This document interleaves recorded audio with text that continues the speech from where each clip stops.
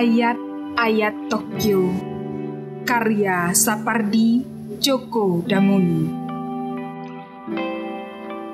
Angin memahat 3 panah kata di kelopak sakura. Ada yang diam-diam membacanya.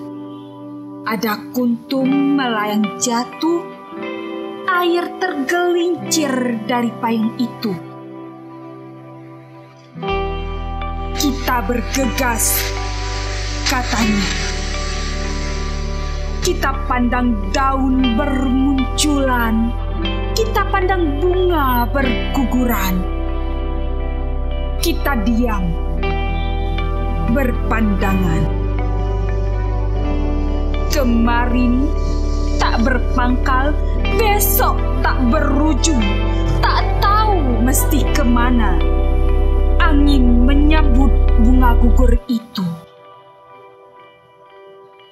Lengking sakura, tapi angin tuli dan langit buta. Menjelma burung-burung gereja, menghirup langit dalam-dalam. Angin musim semi.